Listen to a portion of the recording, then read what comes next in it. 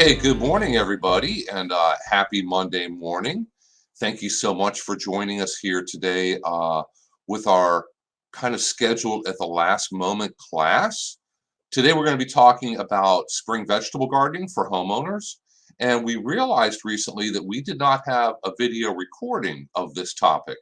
And it's something that we get a lot of questions about. Obviously, now we're going just about into springtime and people are contacting us about how do I go about starting a vegetable garden. So that's what we're going to talk about today. If you have any questions, go ahead and put them in the comments. And I'm probably going to save all of them till the very end. That way I can go through and get them all answered. But let's go ahead and share my PowerPoint here. And sorry that some of the wording is chopped off a little bit at the top and the bottom. You can still see the slides and understand them. And we're going to go through all this information today on spring vegetable gardening for homeowners.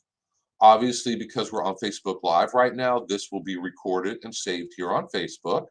We will take the recording and it'll be on Hernando County Government's YouTube channel probably within just a few days. So if you'd like to watch this again, or if you have to leave us before we're all done, that's no problem. We like to make recordings of all these so that people can refer to them, and also they're able to watch them whenever it's most convenient for them. So why are people interested in vegetable gardening? Still a very, very important topic.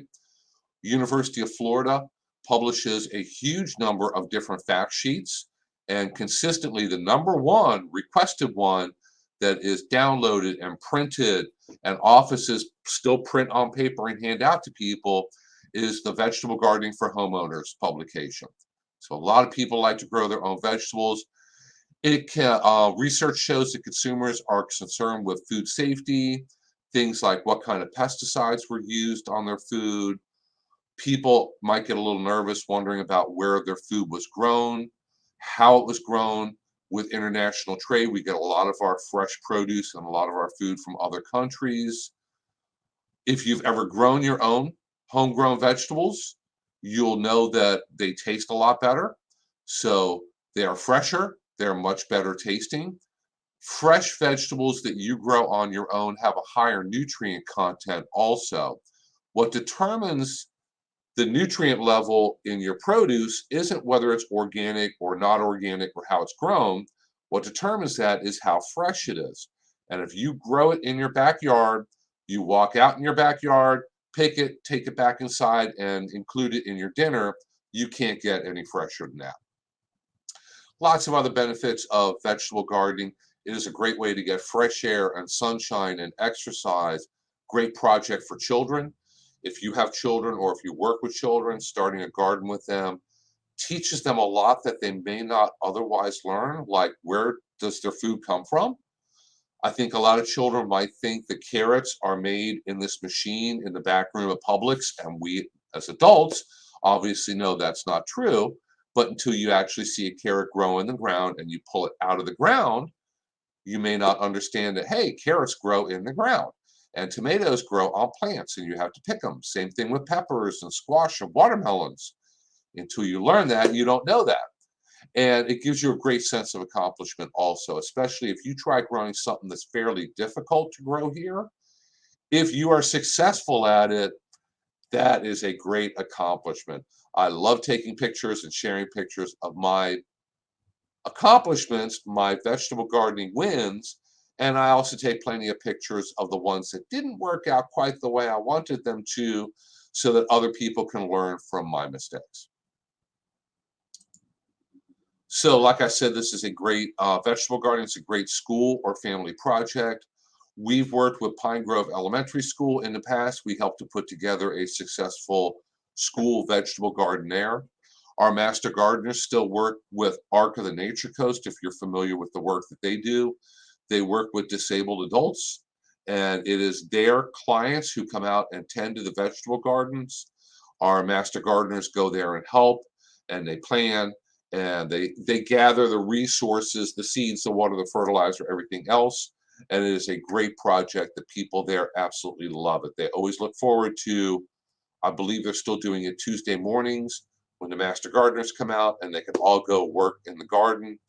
And with the kind of weather that we're having right now, it makes it even extra better to be able to have something to do out there in the garden.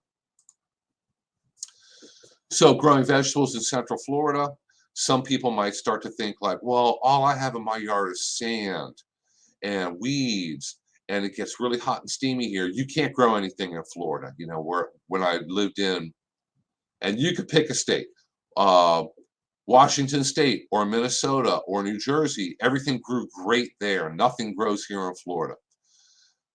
Commercially, they grow a ton of vegetables here in Central Florida still.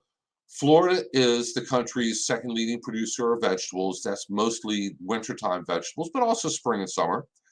And Florida used to be known as the country's winter vegetable basket. It's where most of the vegetables, fresh vegetables, came from during the winter. Now, not so much because of imports. We import an awful lot from Mexico, other Central and South American countries, other countries from around the world. It's amazing how far your produce might have to travel before it ends up in your kitchen or in your refrigerator. But commercially, we still grow a ton of stuff here. Obviously, strawberries are in season right now. They still grow them in Plant City.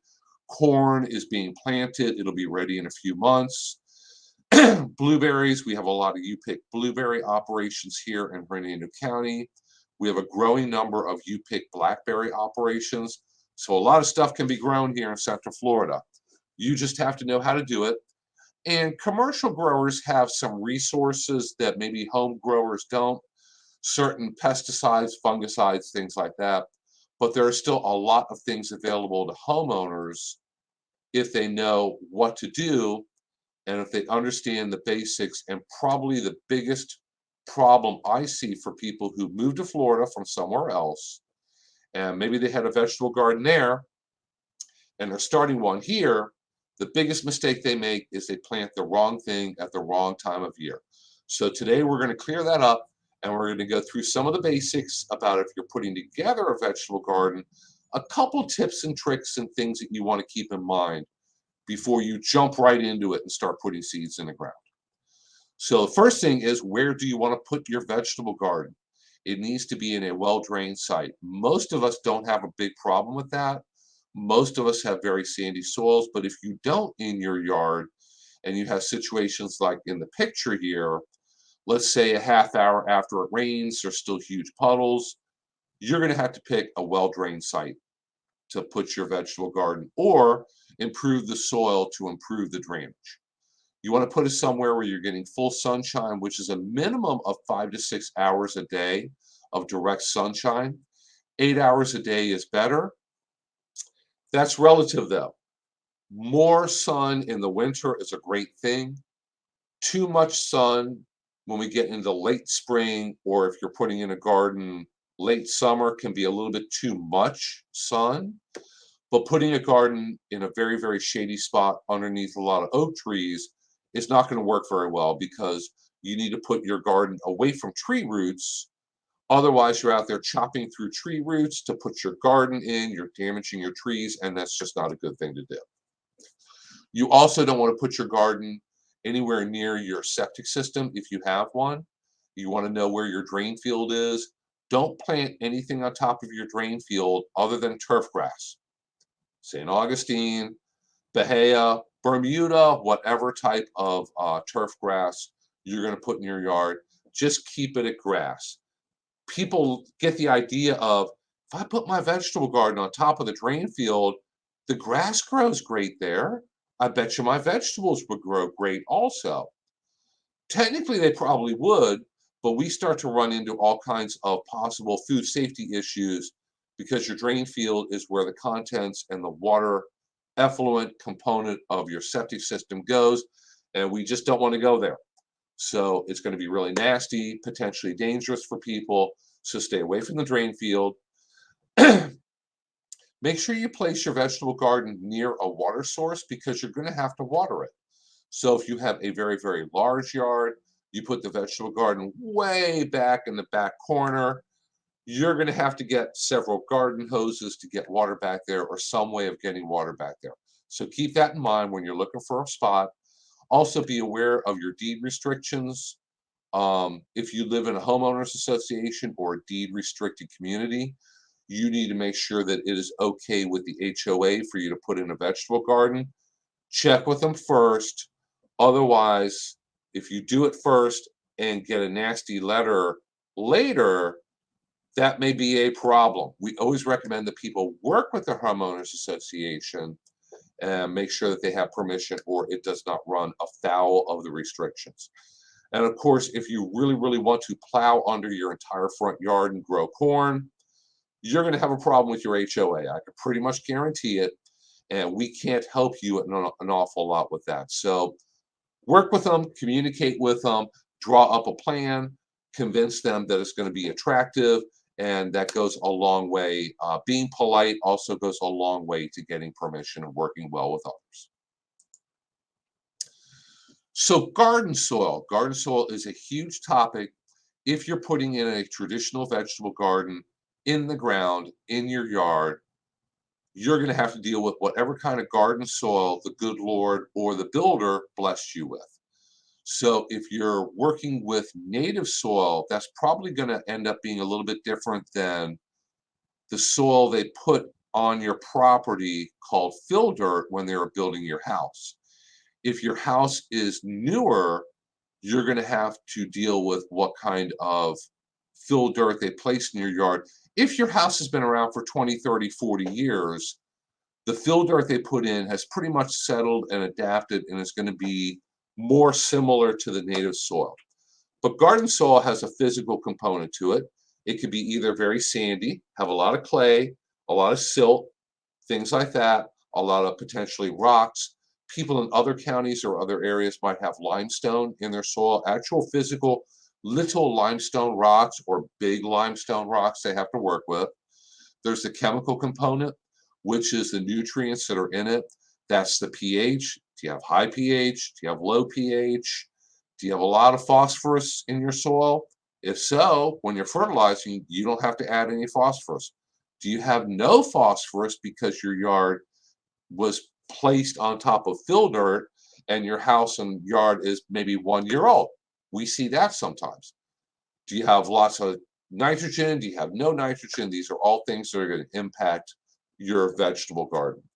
And then biological components. There are a huge number of things that grow in the soil. Even in this picture here, just that small handful of sandy soil, you have an unbelievable number of um, fungi that grow in it, bacterial cells that grow in it. You have nematodes, which are microscopic roundworms that live in the soil. Nematodes might damage your plants. They might eat fungi. They might eat bacteria. You have a lot going on in your soil, more than you probably knew was going on. And of course, depending on exactly where you live, you might have sand, you might have clay, you might have a mixture of the two. You might have marl. That's much more southern part of Florida, down around Homestead, the weird basically limestone rocks and sticky clay that holds it all together. You may have rocks in the soil. You may not have rocks. You might have muck, peat, if you live in an area that used to be swampy but has been drained. So you have a lot of possibilities that you may be dealing with when it comes to what type of soil you have. Now, if you really don't want to deal with the soil, there are a lot of options, a lot of ways that you can successfully grow vegetables, even if you have a small yard or just a small area to do it in. One of those is growing vegetables in containers. This works very, very well. I always grow some of my things in containers, mostly herbs, but there's other vegetables that I grow in pots also. It's important to match the size of the pot with the type of plant or vegetable or herb that you're trying to grow. So even in a very small, like 1 gallon pot, you can grow individual herbs, 2 or 3 lettuce plants, a couple of greens. In a larger pot, 3 gallon pot, you can grow a few more lettuce plants, like probably 5 lettuce plants during the winter. You can grow a dozen carrots, some greens, you can grow some green beans, cucumbers. If you want to grow something that grows physically larger, like tomatoes, peppers, squash, eggplant, watermelon, things like that, You're going to need at least a 5-gallon pot or larger. Generally, larger is better. It gives the roots more room to spread, and they're going to like that when it comes time for the tomatoes to get large enough to actually flower and get fruit. The plants won't dry out as quickly. If you try growing tomatoes in a 5-gallon pot, over time they're going to grow, they're going to get larger. When that plant gets large, it will take up about 1 gallon of water a day. So you can't let those pots dry out. You're going to have to check them, water them. I guarantee you're going to have to add water at least once a day, maybe more than once a day, to keep them healthy, growing, and not water stressed. So keep that in mind also. But growing things in pots really works. Growing things in raised beds really work also. If you look online there and on YouTube and Google it, huge number of options for this. You can use wood. You can generally safely use modern day pressure treated wood because they don't pressure treat it with the same chemicals they used to 10, 20, 30 years ago. If you're worried about that, if you take a raised bed like the one pictured in the center here, and when you build it, you put down the wood.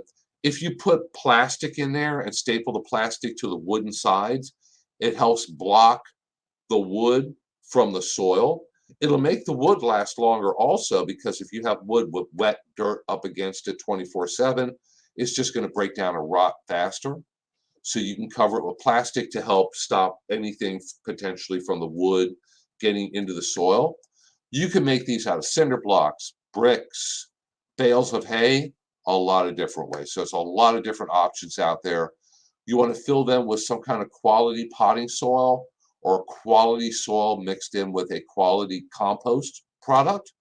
That's the soil that's going to grow vegetables the best.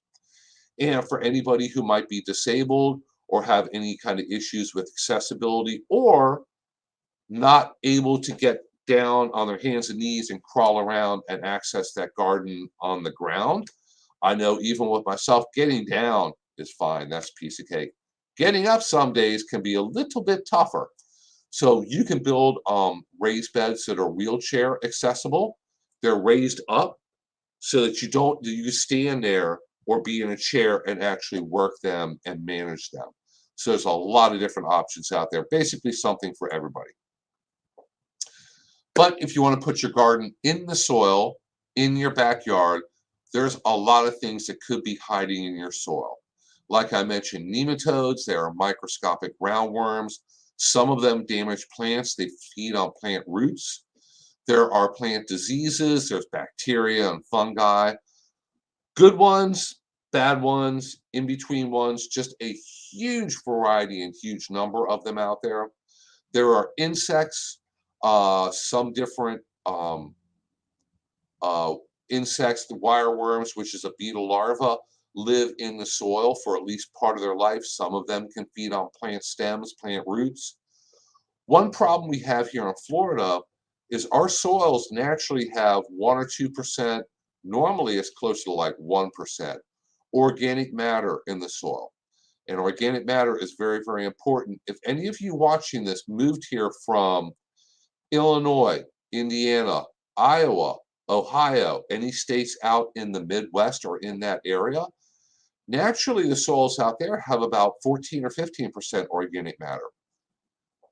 You don't have to add a lot of compost or build those soils up. They're pretty much good to go as is.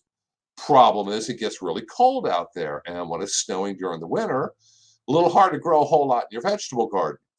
Here, we have beautiful weather, but we only have 1 or 2% naturally organic matter in our soils. So you're going to have to add organic matter to your soil. We're going to talk about that for a little bit. A drawback of lack of organic matter is very, very sandy soils have very low water holding capacity. That's the important little statement that's hidden right behind my picture there. What that means is if you have a very sandy soil, when we get a hurricane or huge rain, you probably don't flood. The water either runs off or goes down into the sandy soil pretty quickly, especially right after it stops raining. The problem is with your vegetable garden, you can go outside on a sunny day like today, water your garden properly first thing in the morning, go back a few hours later, and it's all dried out again. It's like, oh my gosh, where did that water go that I put on this morning? It all drained away because sand does not hold water very well, has a very, very low water holding capacity, also does not hold fertilizer nutrients very well either. So when you fertilize your garden, if you're trying to grow in pure sand, sand does not hold fertilizer, and that fertilizer will wash away. It might wash off into the street, down the gutter, go into the retention pond at the end of your street, or it's going to leach into the sand and go down into the groundwater, and we don't want to see that happen. Something we recommend that you could do, and this is just a really good check to see if you have any kind of unusual problems with your soil, and sometimes we do see some pretty unusual soil test reports. If you get a soil test done, University of Florida does that. We have two different kinds of kits here available in our office now. So go ahead and email me or contact our office. I'll show all the contact information at the very end, and we can give you more information about this. But basically, a soil test from University of Florida will tell you the levels of phosphorus, potassium, magnesium, and calcium in your soil and your soil pH. It does not test for nitrogen, but it gives you a general recommendation for how much nitrogen to add, because you tell them before you send the sample of soil in to be tested, they ask you, what are you growing? And you tell them, I want to grow a vegetable garden. That way they look in the big book and it tells them how much nitrogen you need on average for vegetable gardens. They can give you the recommendations. Your soil pH may be fine. It may be within a good range for growing vegetables. Your phosphorus is probably high, but maybe not. Most people in Central Florida have plenty of phosphorus naturally in their soil, but not everybody, especially if you live in a newer home and they brought in fill dirt for you. There's no telling what's in or what is not in that fill dirt. Magnesium, most people have plenty, but not everybody. So I can't tell you much about your soil until you get a soil test done and I look at the results. Then I can tell you a lot. A lot of times we look through and it's like, good, good, good, good. Okay, everything is fine with your soil test. But if you have a really unusually high or low pH or some kind of unusual problem, we know it up front. We can tell you about it up front, and you know what to do right up front before you go and plant everything and it's not doing well for some reason. So always a good idea to start with the soil test. But going back to organic matter, you're going to have to add it to your soil. You're going to have to buy it. You're going to have to make it, but you're going to have to get it somehow and work it into your soil. And you're going to have to keep doing so long term to keep adding it to your soil, because the microbes, the bacteria, the fungi, the microorganisms in the soil use that compost and organic matter as a food source and energy, and they're going to basically eat it up over time in the long run. So in Central Florida, organic matter is very important, but it's only temporary. So if you get a truckload of compost working in your garden, that's great. You're going to have to keep making some and adding it over time to keep the levels up. You could do this by making your own compost. We work with Lily Browning with our Florida Friendly Landscape program, and also with the Hernando County Solid Waste Department to offer a composting uh, program. We offer classes, and they do offer a compost bin for Hernando County residents. So follow us on Hernando County or hernandoextension.org, and we'll go ahead and show those links at the end. And basically follow all of our classes, and we have them on a regular basis. We'll teach you how to make your own compost. We'll give you some more in-depth information about what to add to your compost, what not to add. You can also use cover crops. You can also use organic mulches when your vegetables are up or growing. But always be thinking, what can I keep adding to the soil to build it up and make it healthier, so it's going to hold water better, it's going to hold the fertilizer better, and it's going to make my plants grow better. Because adding that organic matter really helps to improve your soil structure and also really helps with the water and nutrient holding capacity. So when I mention organic matter or compost, I use those terms kind of interchangeably. They're basically the same thing. But what is compost is either the partly or fully decayed plant matter. It can include manures, and we're going to make kind of a mention of that in just a moment. If you're thinking about using any kind of animal manure in your compost or garden, that could be a problem if you don't do it correctly. But we have the resources to give you to help you do it correctly. It's just we're not going to include all of them today. But generally, if you're making compost out of things like grass clippings, leaves, trimmings off your bushes, your hedges, your hibiscus, whatever it might be in your yard, that's all safe for you to use. It's all going to break down. You take that, add it back into your soil, and keep doing that over time. You are going to end up with a much, much better, much healthier, much more productive soil for growing vegetables. So very quickly, a few things that you do not want to use in your vegetable garden. Don't use dog poop. Don't use the contents of cat boxes. Don't use any kind of human waste or manure.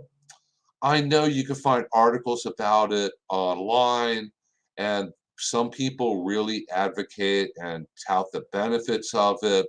They have programs in other states, California and Oregon and Washington State. We don't want to go there.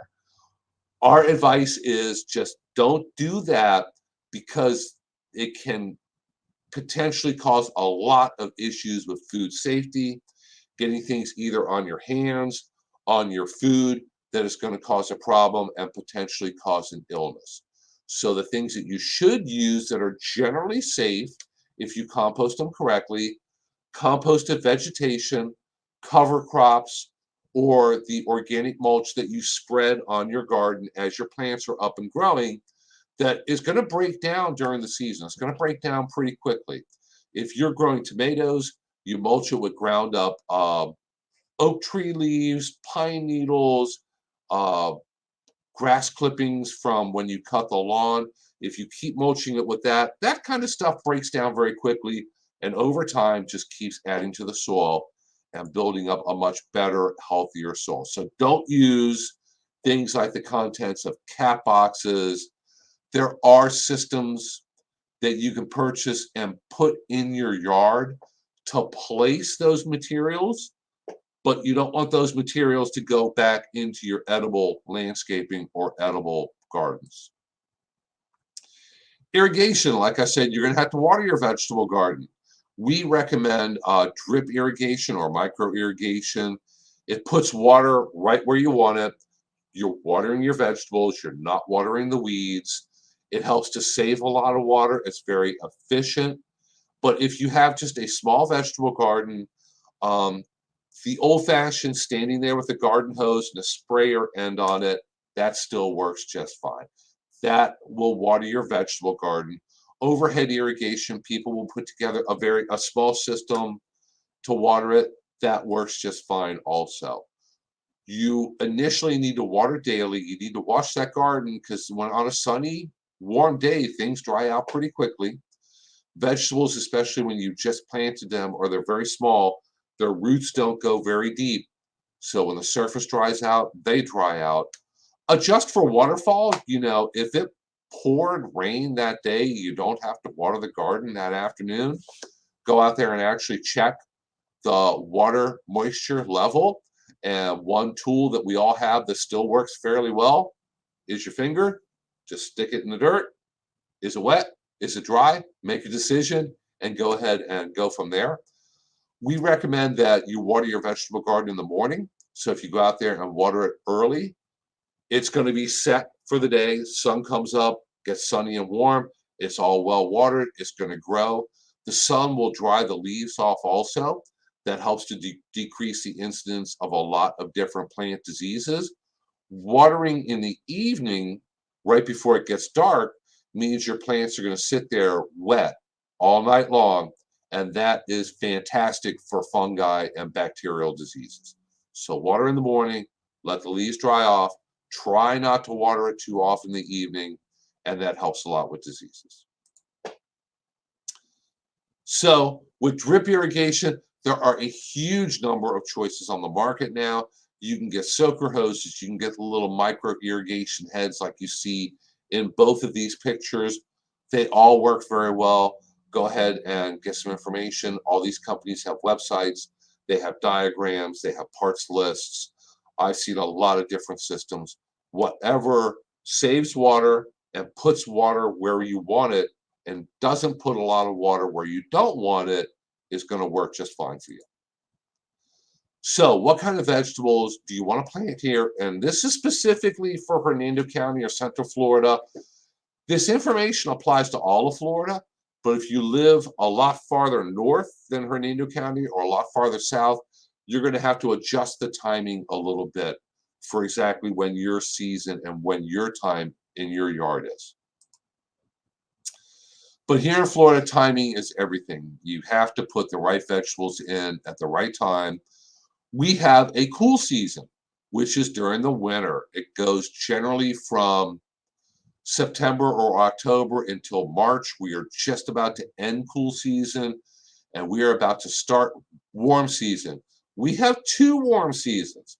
We have the spring and we have the fall. And then if you're wondering, well, what do you call June, July, and August? That's summertime scorching hot season. There are some things that you can grow, but not a lot. And if you try growing the things you grew up north, that you grew in the heat of summer, things like tomatoes, peppers, watermelons, green beans, you try growing them June, July, and August here, you will most likely fail. Not everybody does, but it's really, really hard. It just does not work best. So we recommend that you put the right plant in the right place at the right time here. June to August is too hot for most things. There are tropical vegetables that you can grow successfully, and we're going to mention a few of them, but only a few things. And then, of course, weather is a big factor. I can't control or help you plan for or recommend exactly what to do during a hurricane, during a drought, during a really, really rainy spell, during a really, really dry spell. So weather is going to be in a big factor, and none of us can 100% accurately predict what's going to happen or change the weather or completely separate our garden from the weather unless you're using some kind of climate control greenhouse or indoor gardening or indoor hydroponics, whatever. So there are options for that if you want to try to take weather out of the equation as a factor. So like I mentioned, warm season is during the spring. Generally here, the last average frost date is February 20th, and that was yesterday. So half the time, we will not have any more frosts. Half the time, we will have at least one more frost. So we're getting closer. Day by day, we're getting closer to spring. Here, I try to get all my spring crops in by March 1st, but we may still get a frost after that. I don't know, and I can't make any guarantees. But our warm season here is generally from beginning of March until early June. Things that you put in the spring, don't try pushing up much past about June 15th. It just gets too hot. And then from about August 15th until early November is the second warm season. Cool season is easy. Cool season is all winter. There's a bunch of things we can grow here all winter long. Most of them take frosts and light freezes, not too many problems. You may lose a couple leaves if it gets down to, upper 20s, like it did this past winter. Most of them grow great. Oh my gosh, they have very few diseases, very few insects. You're going to plant them, you're going to water them, you're going to grow them. They're going to do just fine. But if you have them in your garden now, they should be finishing up. They should be getting done by about March 1st, March 15th at the latest. Don't start winter crops now. It is too late. You're going to have to wait until next winter. I see every year from people who in early March, they plant their lettuce, their broccoli, their cabbage. And then by July, they're putting pictures on Facebook of dead vegetables and they're saying, what's wrong? What can I do to fix them? You planted those things at the absolute wrong time of year. So winter gardens should be finishing very, very soon. So when I say winter garden, what kind of things grow during the winter and you want to keep them in the winter? All these different vegetables, broccoli, cauliflower, cabbage, radishes. Oh my gosh, they grow. They're a no maintenance crop, and you will almost definitely get radishes in the winter. Onions, any kind of lettuce, greens, green leafy things, kale, mustard greens, spinach, turnip greens, regular green peas, snow peas, beets, carrots, celery. Potatoes are kind of unusual. They're very specific. Potatoes, you need to plant them in January or February. You're going to harvest them in early April or so here. They can do very well, but they get planted at a very special, unusual time, January or February. Like I said, spinach, turnips, turnip greens, they all do great here during the winter. If you have these in your garden, hopefully you're picking them, they're getting near the end, because pretty soon it will be the end for them. So go out there, take care of them, pick them, enjoy them. I need to go out there and start kind of wrapping it up, picking the last of my broccoli. I have a ton of radishes in my garden. I need to get them pulled. I have a ton of kale, but it won't last forever. It will wrap up by June 15th-ish. It will look terrible. It will not taste very good.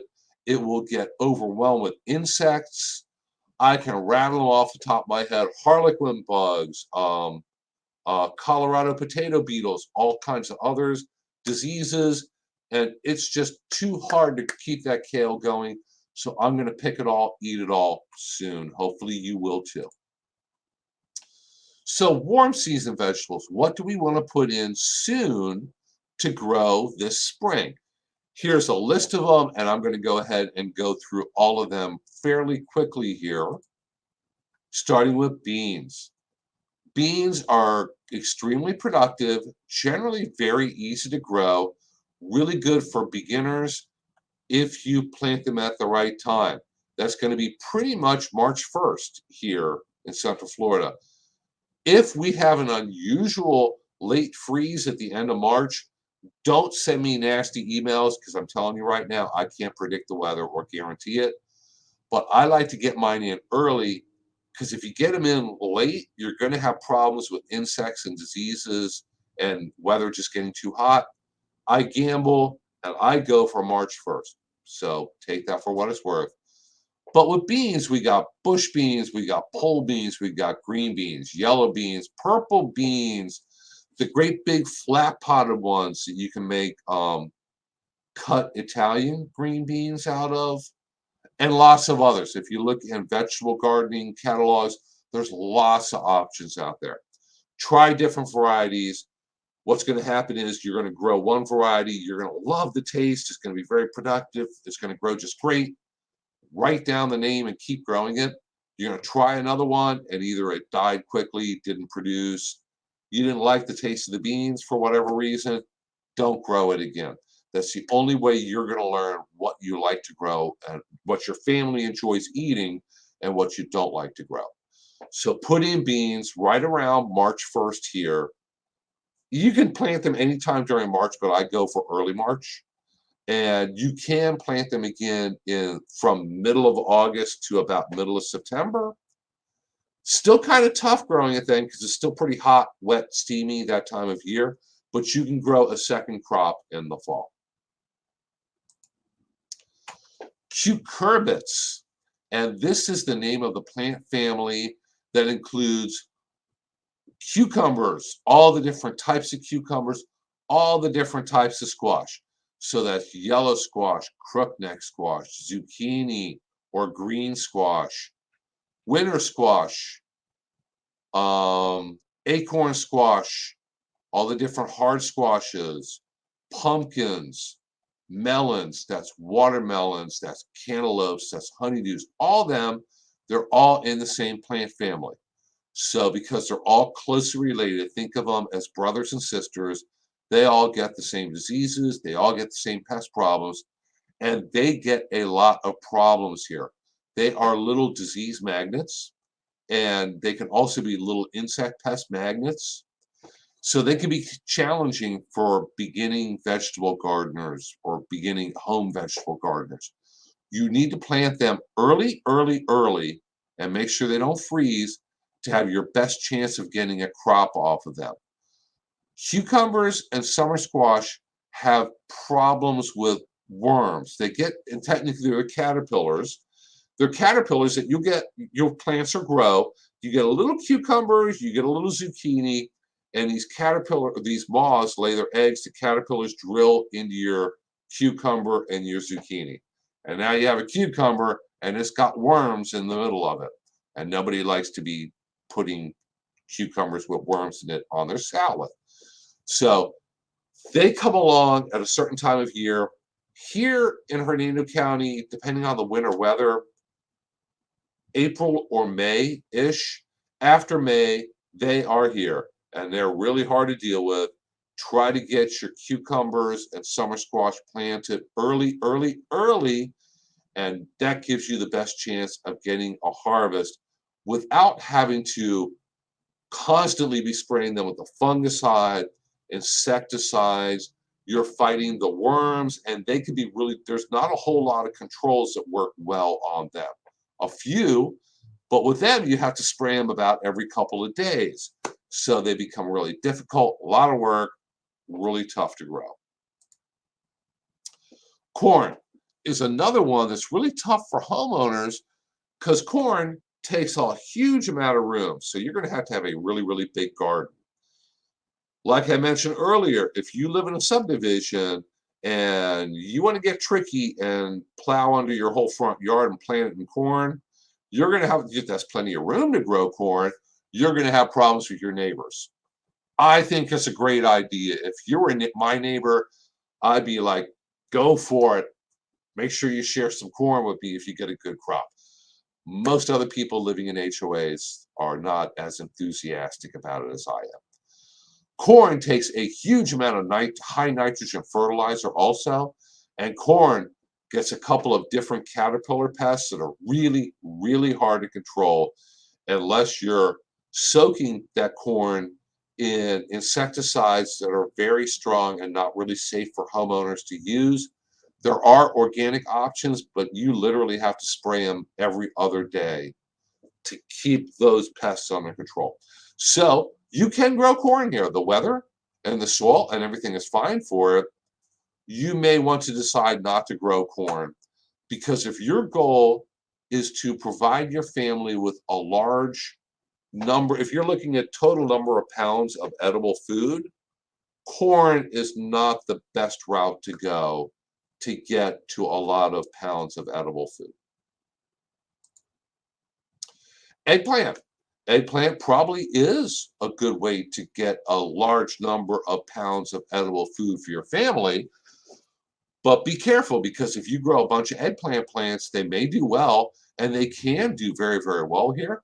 They take the heat and the humidity a little bit better than their brothers and sisters, which would be tomatoes and peppers. But you may end up with a ton of eggplants. So I hope you really like eggplant. I hope that you have friends and neighbors who like eggplant. Eggplant is really difficult to can or freeze or preserve. There's a couple of ways you could do it. I've never tried. You know, obviously, if you grow way too many green beans, freeze them or can them. You could preserve the harvest for later to enjoy during the winter when you're not growing green beans. Eggplant's a little tough to preserve, but you know, you can grow the traditional big purple eggplants, you can grow white ones, the long, skinny Asian eggplants that you don't even have to peel. They have a very thin skin. They're great on the grill. So eggplants are not commonly grown crop here in Central Florida that does really well. Peppers, all different kinds of sweet peppers, hot peppers, super hot peppers, habanero peppers. One of the ones that get ridiculously hot. Datil peppers are grown over on the east coast of Florida in St. Johns County. They're famous over in St. Augustine. So any kind of peppers are going to do well here. You could grow them, start them indoors from seeds in little pots and put them outdoors in the spring in March, or you could put them in the fall in middle of August, or you could try to keep the ones you plant in the spring alive all summer long. That gets kind of tricky. A lot of times they will just die from soil-borne pests. They get a lot of insect pests. Summer is very, very wet, very humid, very hot, all day, all night. All these things kind of conspire against your vegetables surviving the summer. Sometimes peppers can, and what happens is by the end of summer, your peppers look pretty beat up and pretty ratty, but they're still alive. You can prune them lightly, clean them up a little bit, fertilize them, make sure they're watered if they need to be watered. And in the fall, when the weather is much better for them to grow, they'll flush back out again. You'll get another crop of peppers, but they may die.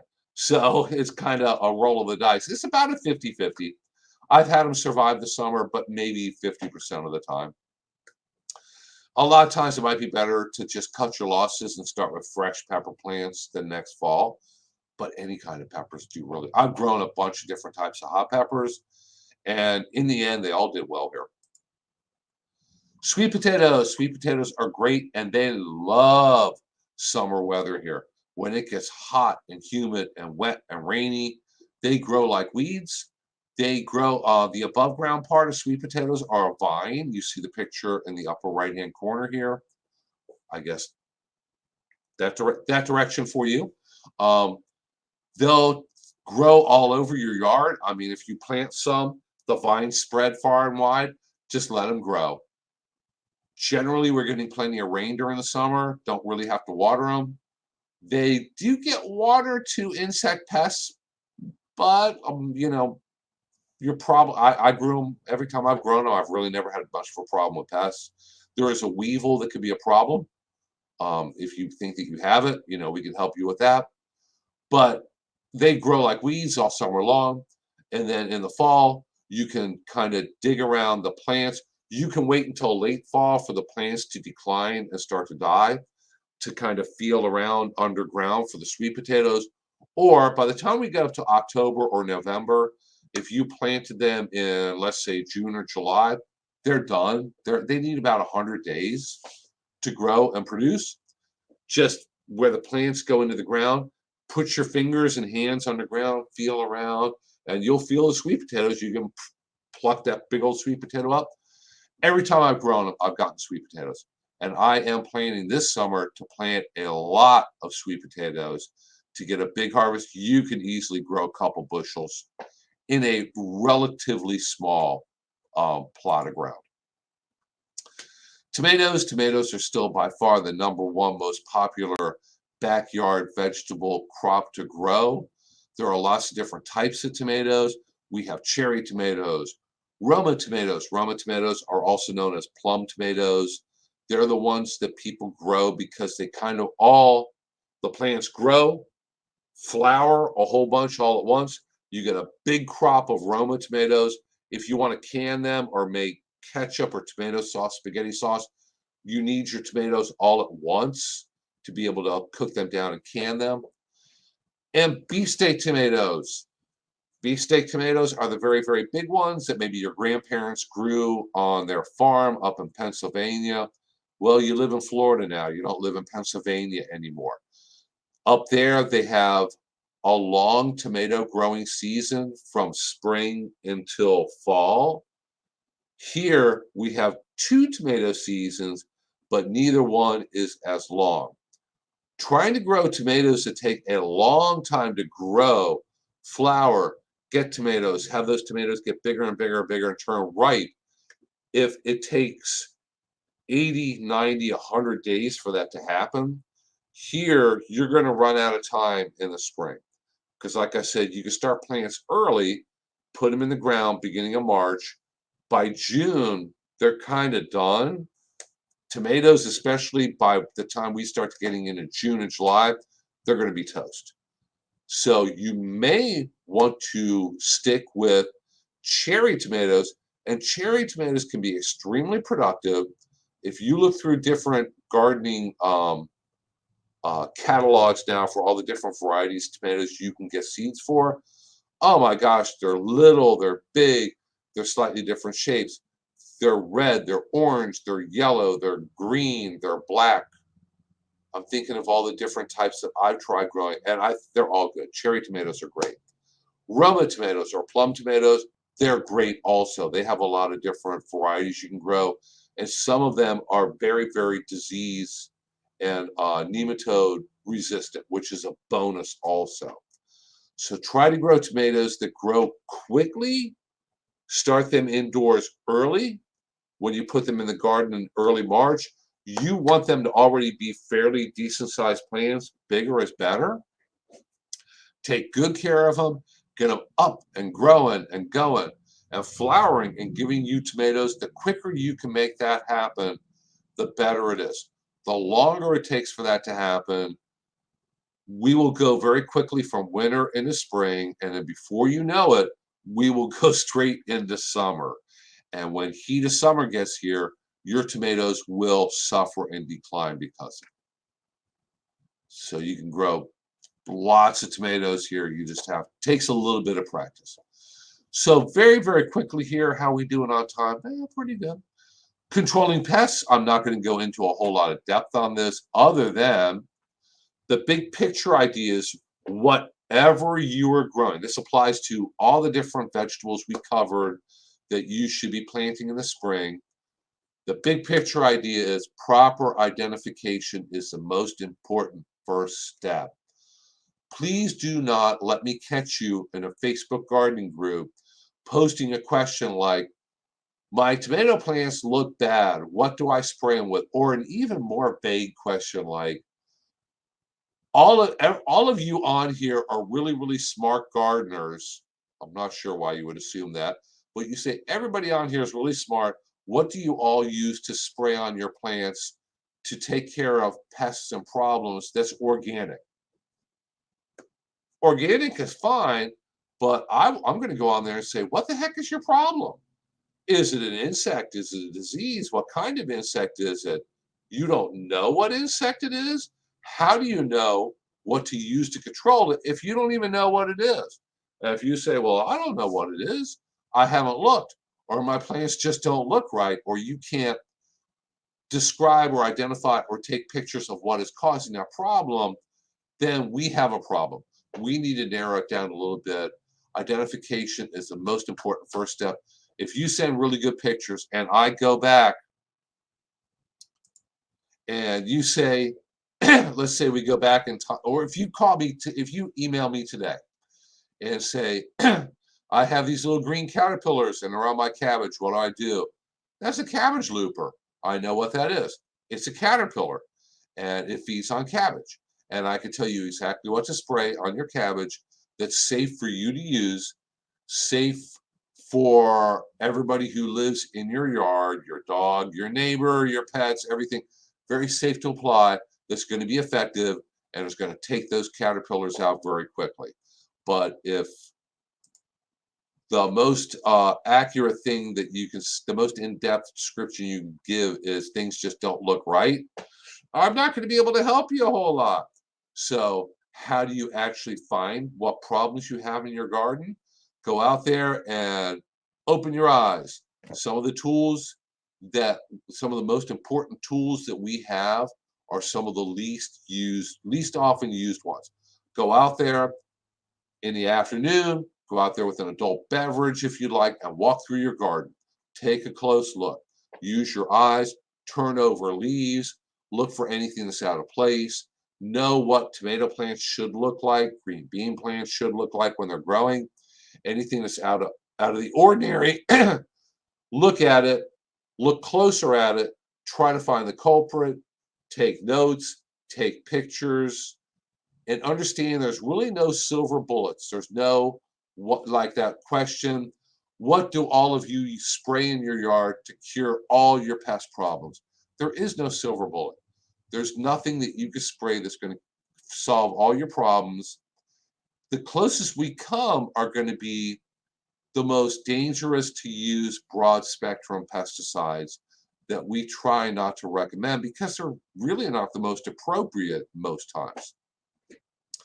If we know what your problem is, we can recommend something that's very, very specific, that's going to kill the caterpillars that are eating your cabbage, but not kill pollinators and birds and butterfly. Well, if we kill caterpillars, that will put a dent in the butterfly population in theory, but it's not going to damage ladybugs that may also be on your plants also.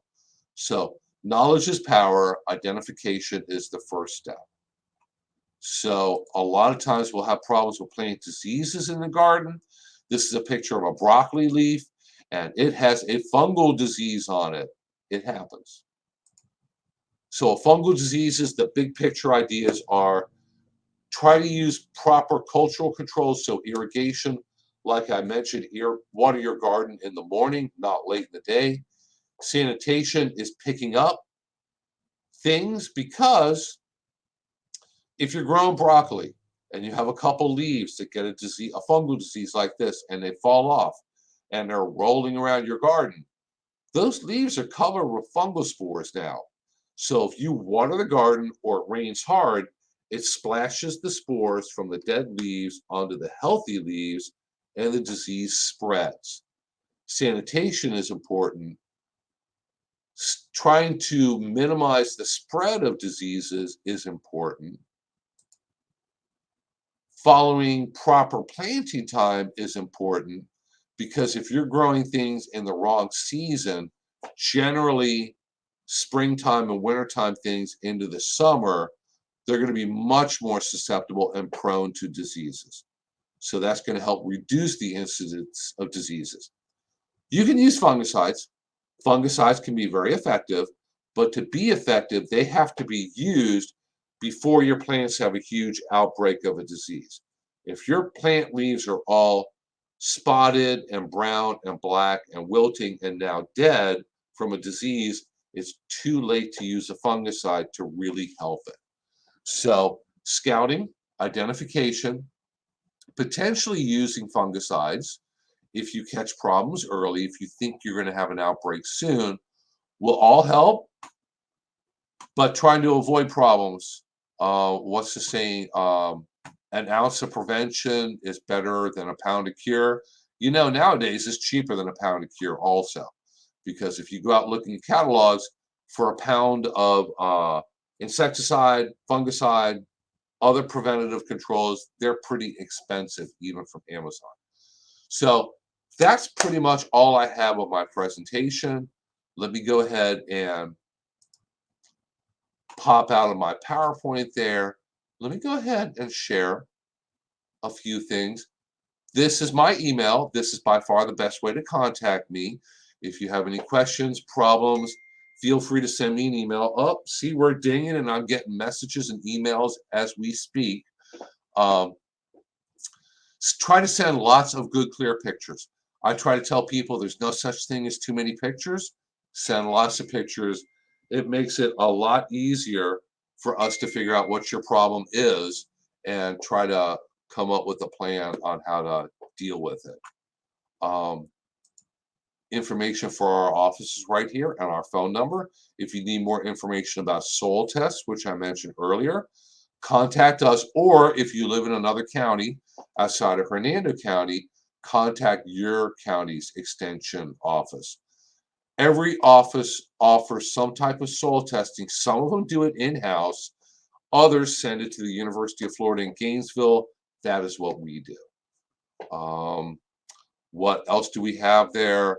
You can check out our other recorded classes on the Hernando County Government YouTube. So go to YouTube and use the little search box up at the top and look under Hernando County Government. They have a YouTube channel. They have a list, a playlist of my recorded classes. They have one for Lily Browning, who is our Florida Friendly Landscape Coordinator. She has over 100 recorded classes there.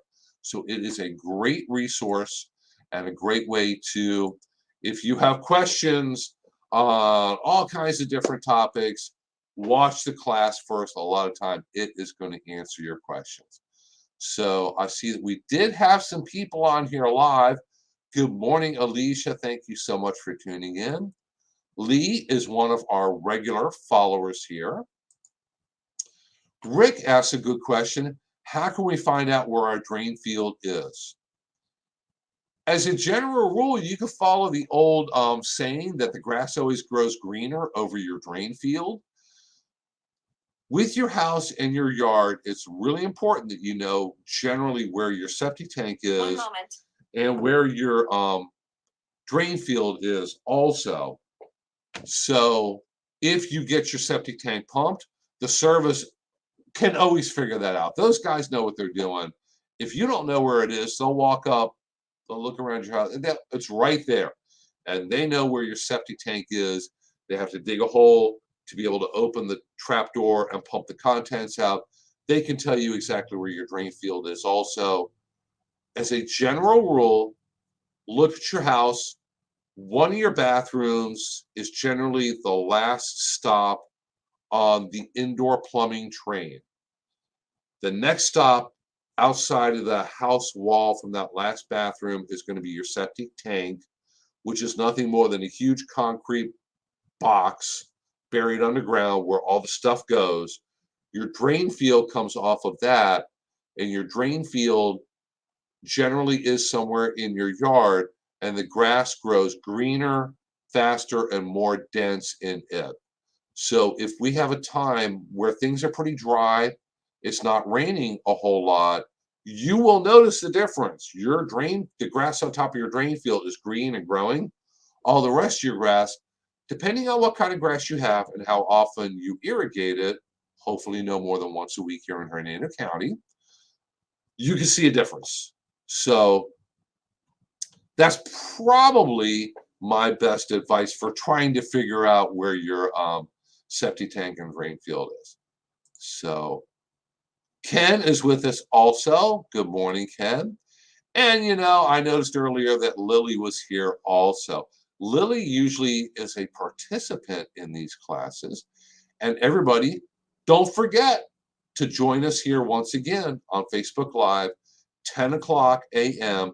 this coming Thursday morning. And almost every Thursday morning, we are live here on Facebook for our weekly virtual plant clinic, where we take all your questions. You can put your questions, your comments in the chat. We show them on the screen. Lily's usually here also. Sometimes we have guests, and we try to figure out how to answer all your different questions. Great resource, and maybe a little bit easier than an email.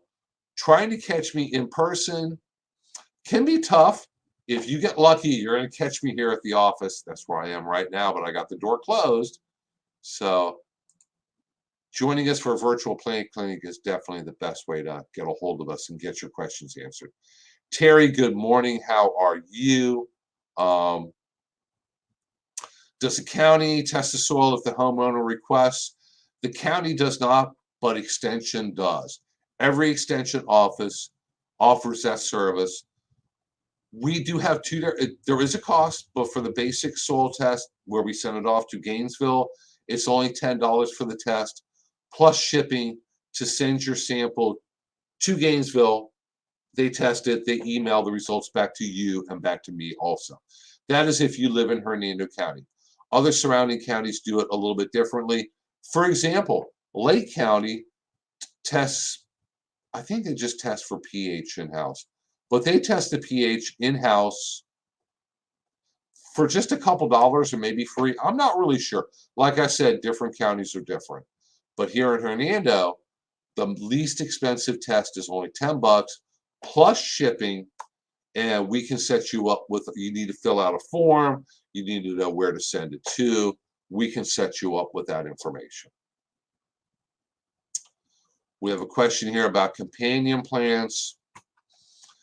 Companion plants, using them to effectively keep pests away from vegetable plants is really, really tough.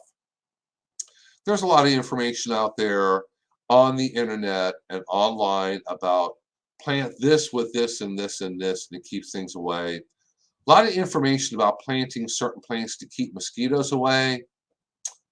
I don't know how they work, because if you have a plant growing in your yard, how does it keep mosquitoes out of your yard?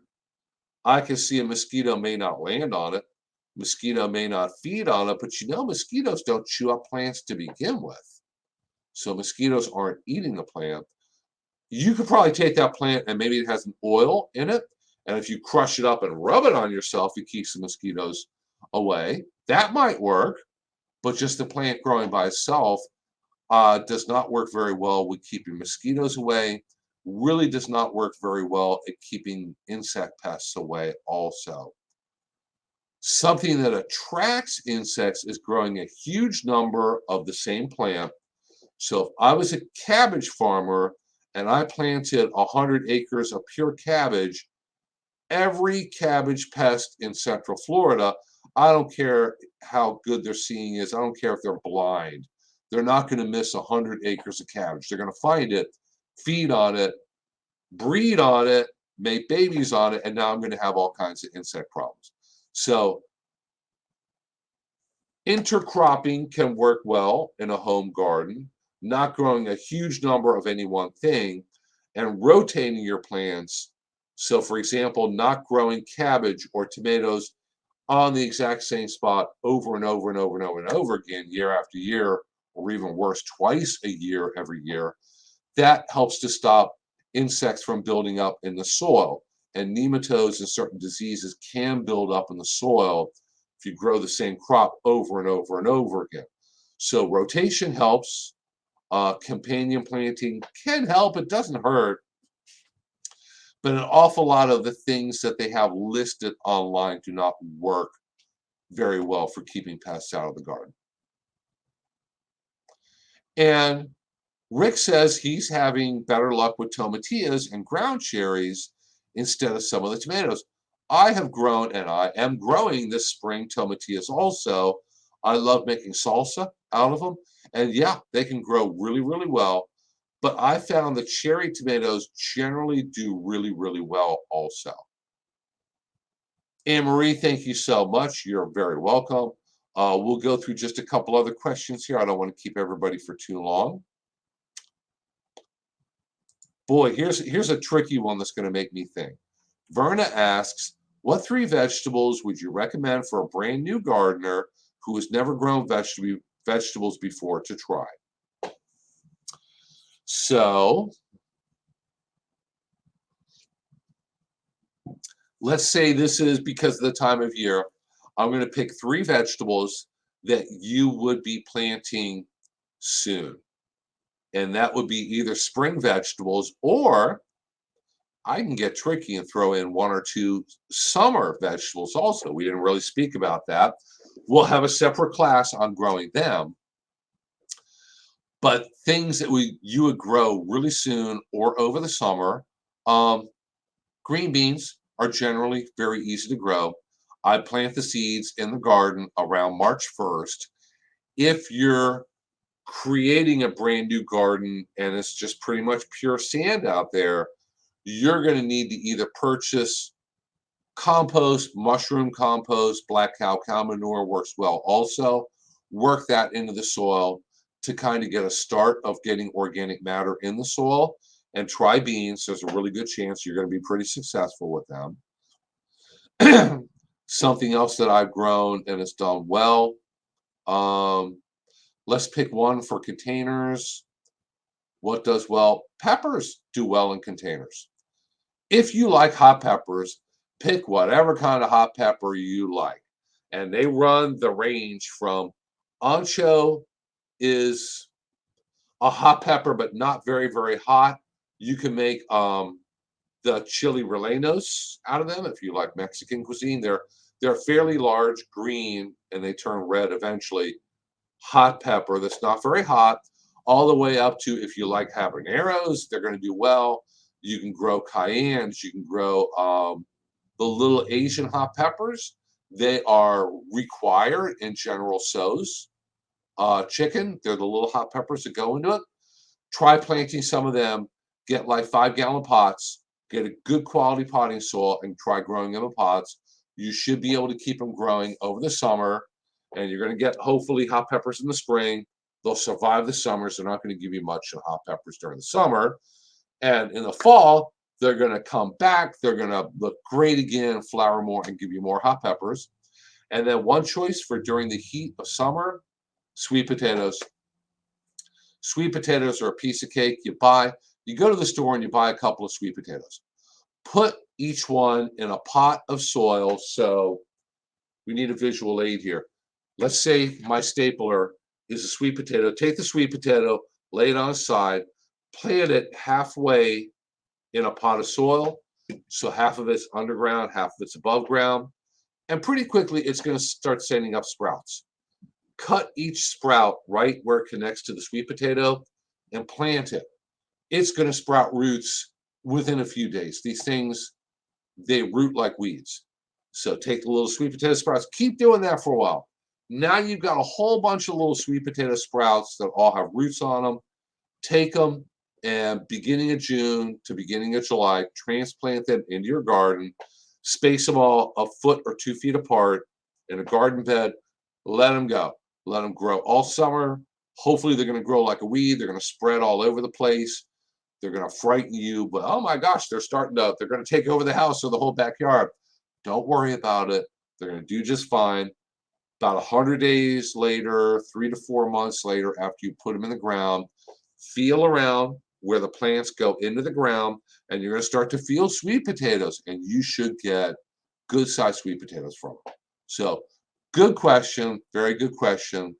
That should hopefully help a few people who are newbies to all this to get them off to a good start.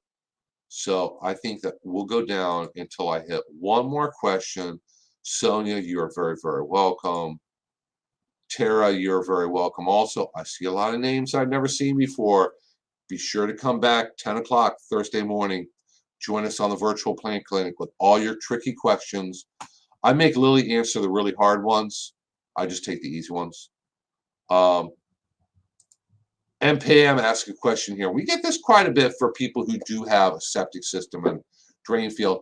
How far should an avocado tree be from the drain field? I would go like 20 feet because avocado trees, even though they're not as huge as like a live oak tree, they're not going to become monstrous. They will hopefully over time grow and do well and get quite tall. The roots go at least as far as the canopy goes, and a lot of times about twice as far. Trees will put out a lot of very, very shallow roots that go far and wide. You really want to put it far enough away from the drain field because anything close to the drain field, tree roots will go and they will find the drain field. And drain field is a constant source of water. They will find the pipes that are in the drain field. They will find the perforated PVC pipes, and the roots will go into the pipes and plug it up. And oh my gosh, you don't want that to happen. We just don't want to go there. You don't want that to happen because now that's a problem with your drain field. You're going to have to add things to the septic system to go into the drain field to kill the tree's roots. Bad for the avocado. Bad for the septic system. Bad for the drain field. Just bad all the way around.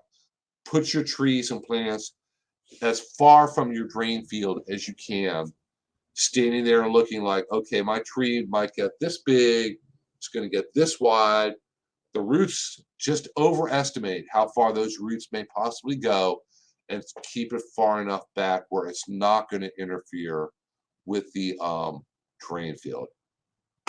We do not want our roots going into the pipes in the drain field. So, hey, everybody, thank you so much. I will go back on here a little when I get a chance later on today and see if there's any other questions to this. This will stay on Facebook Live forever, basically. We will take this video and we will get it all fixed up and we'll put it on Hernando County YouTube channel as quickly as we can. And hopefully we will see all of you back here again this coming Thursday morning. If not, let's see if I have the banner. Here we go. If not, you can always check at www.hernandoextension.com for a listing of all of our upcoming classes and tune in to whichever one you want.